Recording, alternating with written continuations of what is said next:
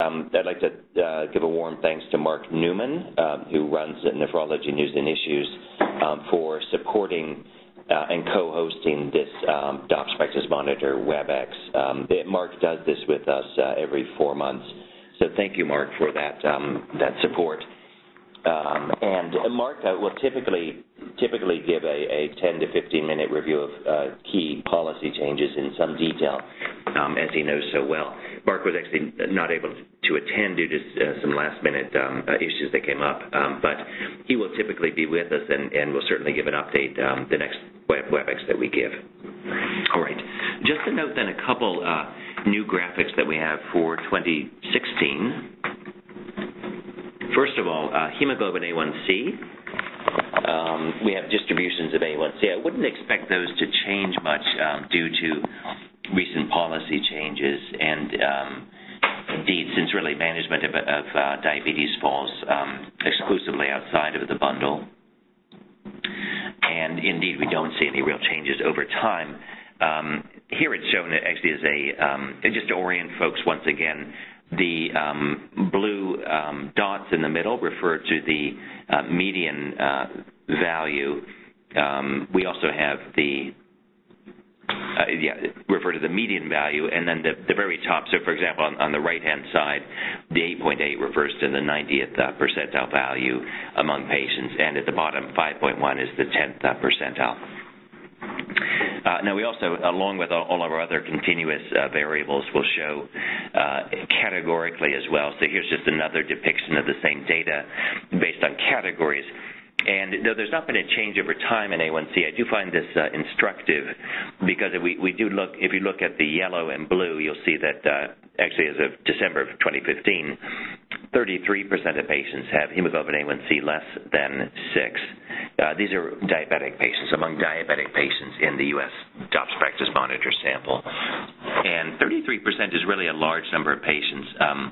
And I suspect that many of these patients are treated excessively, perhaps inappropriately excessively with anti-diabetic meds, insulin, or other oral agents. So, I mean, the KDIGO guidelines most recently had recommended keeping the hemoglobin A1C around 7 or so.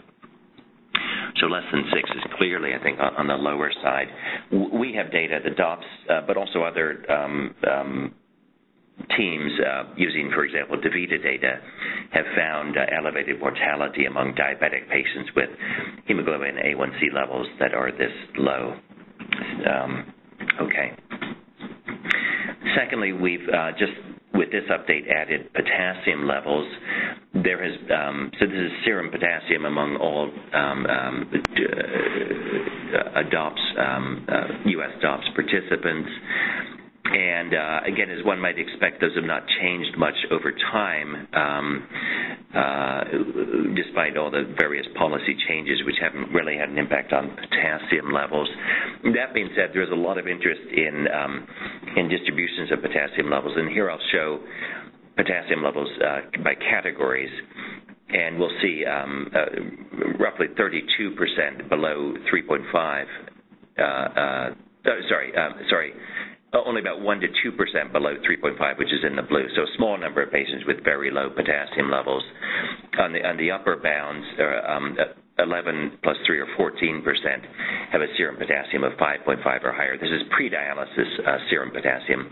And serum K of 5.5 or higher has been associated in a number of studies, including ours, with elevated mortality. There has been more interest of late in ways to potentially help keep serum potassium levels down through dietary means or potentially use of medications. This may allow more folks to be on, for example, ACE inhibitors or ARBs as well.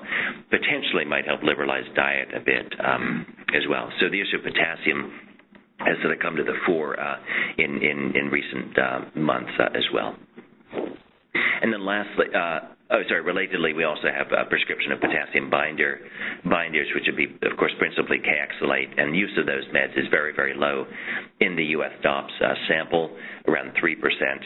This contrasts with many of our DOPS European countries where use of potassium resins is quite routine. Actually, in a number of countries, 20 to 30% of patients will be on potassium binding resins.